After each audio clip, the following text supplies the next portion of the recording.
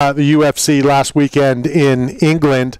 Dana, I don't want to say he was forced, because Dana's not forced to do anything, but at the press conference, Bobby Green and I'm sure others kind of made reference to, let's up the bonus, let's up the bonus. So he upped it, and he said he'll never do it again. Yeah.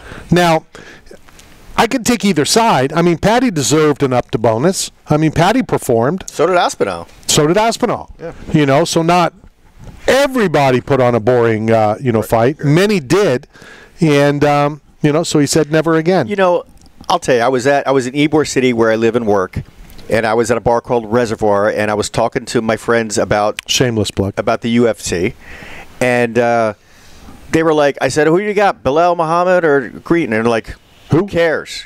They said, who cares? They didn't care. That's and these guys are hardcore MMA fans. Like, and they were just like, I don't care. Yeah. It's the worst card ever, they said. And I'm like, it's not the worst card ever. But it's up there.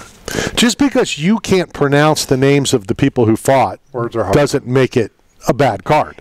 You know, it's just too expensive. Well, you know, you've got to pay $8 a month for ESPN Plus, and then you have to pay $69 for the pay-per-view.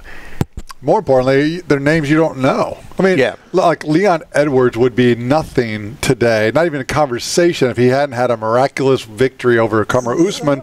No one would even know who he is. By who? Kamaru Usman, Kamaru Harris, Kamaru. I don't know.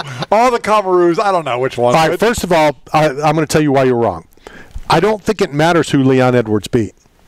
Okay, at the time, Kamaru Usman was the pound for pound, blah, blah, blah, blah, blah. But if he would have beat any other champion and now defended it, was that his third defense? All right. So he's defended it, that would have been his third defense. So I believe Leon Edwards would still be known the same as he is now. He might out in the street right now, the survey, top 100 people, name a UFC fighter in his weight class. Right. And no one's going to say Leon Edwards. Okay, A, I disagree. Okay. But B, it wouldn't be any different. It's the same amount of people. This is a hypothetical that we can't prove. But I do not believe any other, there wouldn't be less, there wouldn't be more because he beat Kamaru Usman. Now Bilal Muhammad, now people know him less. That's true. So now no one knows who the until he fights Colby Covington. Well, then if Colby wins, then he'll be the biggest star. I don't know if Colby wins, but I'm just saying it's... Colby wins. Colby maybe 4 years ago. Okay, fair. Yeah. That's... Bilal looked great. He did look good. He looked great. And he looked great leading up to the fight, which is why I picked him to win the fight. Oh, and now I'm just seeing that Leon Edwards' coach, aside from the time difference excuse, that he had a back problem during camp. He goes, I don't want to make excuses. But you are. But you are. Right. That's exactly right. And that's like I almost brought it up to Frank because I've been around Frank Thomas, when this has happened. Hey, I hate to bother you, but... Yeah, but I'm going to bother you. Then where's the but? Why the but? Yep. Then don't bother me. Right. Yep. So when anybody starts a question, all due respect, there's a disrespectful sentence right after that sentence. I do have an NFL question for you. Oh, yeah. Oh, boy. Training camp just started. Rule change. I will be out there tomorrow. I'll get caught up on some of the rule changes. And I know the Four Letter Network was talking about Aaron Rodgers and should he play, will he play? He's not going to play in preseason. Give me your thoughts. Should Aaron Rodgers play any during preseason? Yeah. No. Yes, he should. He doesn't need to be out there.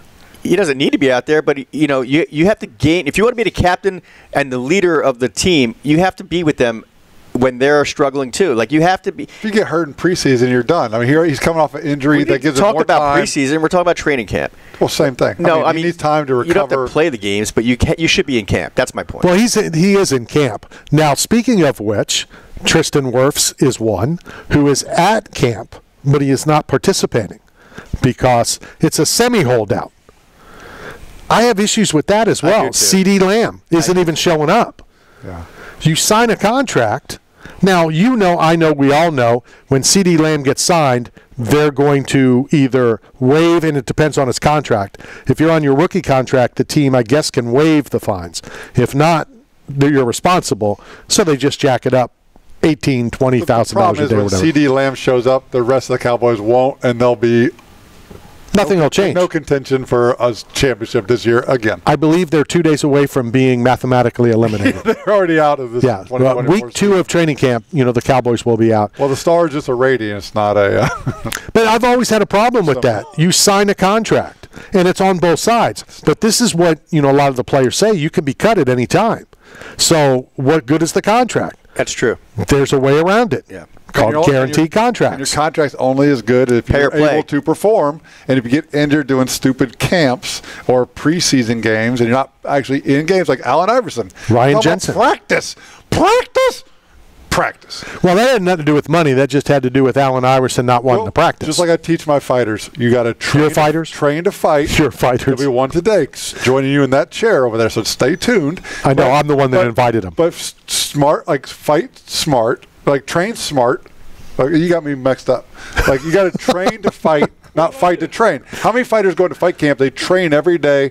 They treat it like a fight camp. Like they treat it like a real fight every day in fight camp to prepare, and they get injured. Then they lose an opportunity to get a paycheck. How many fights get scrapped? Yeah, but most fighters will tell you fight the way you practice. Yeah. You can't spar all the time. That's old school. That's like Olympic-style lifting, like Arnold Schwarzenegger. Just like he would say now, knowing what he knows about evolution and diet and nutrition, he would not have eaten the same foods he did back in his Mr. Olympia days. He would be more vegetarian or even vegan because science has proven that's a better way. Same thing when it comes to conditioning for performance at the highest level. You don't have to go through the compression in order to perform at the highest level. I have proof of it on the back of my truck in the parking lot. One of the things that Frankie Edgar's camp used to always tell me is that it's not because I would always make a comment about Frankie's a natural 55-pounder, and Gray Maynard, for instance, cuts down from 195 to make 55, and then by fight night he's at least 175, and Frankie's still 155, and but it was not the fights that got him injured or that took a toll on his body. It was the training. For sure. Because he had to bring in all these big guys, so he was preparing for that fight night. So he's getting damage all the way through to the fight and then more damage during the fight, whether he won or not. We've all seen Frankie, we've seen George St. Pierre leave fights that they've won, and it looked like they got hit by a bus. But they only get paid on nights they perform. If they don't make it to fight night, they don't win. I made it to the championship. I made it all the way through in a better way, a smarter way. What did you make it all the way through? Well, champion. You bought that at the flea market. It was 79 cents, but it was a good deal. Well, I'm not saying that. So you won. The same money. And they're both useless. These are my Google lenses. I can record you now live. Watch everything you do. It's like when people get honorary degrees, actors, for instance, get an honorary degree or an honorary doctorate, and the people walk around calling them Dr. Cosby. Right. Well, no. Dr. Biden. Well, what about Sheriff Shaq? Like Shaq is a sheriff's deputy. And what's his name? He's an honorary Steven Seagal. Didn't you have a Shaq story before the break of him and Simone Biles? Oh, yeah. We'll get to that later. Come on, get to it now. I've been in Shaq's house before. Okay. The UFC had their press conference. I don't know if you were. I wasn't there. And that's when Cowboy was doing backflips off his roof into the pool. He was fighting that weekend. Cowboy. There is a fight this weekend, though, I do want to talk to you about. Matt has no clue about it, but it could be, and I guess the rumor is it is, Tony Ferguson's last hurrah against Michael Chiesa. Well, it's funny you bring up Chiesa. Chiesa is a friend of mine, so I have to recuse myself from. I'm always going to root for Michael Chiesa, but he was the one that got injured in that. Get him, Randy. Get him. He was the one that got injured. I told him recusing myself from any official talk about Chiesa. Hold on, I got a trivia question. Who is Michael Chiesa's favorite NFL football team? I don't know. Who was it? Well, who was it? It was the Bucs. His uncle worked for the Bucs. Okay. All right. We all know Michael Chiesa. Yeah. No, he got glass in his eye. He got injured when Conor McGregor threw that, and he didn't fight that weekend, right? He lost his fight because of the Conor McGregor thing. He got glass in his eye from the bus. Yeah, and he should have. I think it was him and Rose. Rose both did. Conor should have had to pay both their fight purses. Absolutely. Yeah. Anyway, I digress. Tony Ferguson and Chiesa. Listen, Chiesa he's always game, and he never gives up. If I had to choose who I thought would win on paper, I'd say Tony Ferguson. Again, and it's a comment I've already made to you twice on this very show, Tony Ferguson of 4 or 5 years ago. Yeah. It's a different Tony Ferguson, and it's a shame. But it's a different Chiesa, too. If Tony Ferguson doesn't trip over that cord, he was supposed to fight here in Tampa many years ago. But it's a different Michael Chiesa, too. It's not that, 4 or 5 years ago, Michael Chiesa was a much stronger fighter than he is today. Well, the last fight that raise your hand. Oh. The last fight that Tony Ferguson won was against Rashad Evans when he beat him in a pizza competition in my restaurant. Oh, yeah?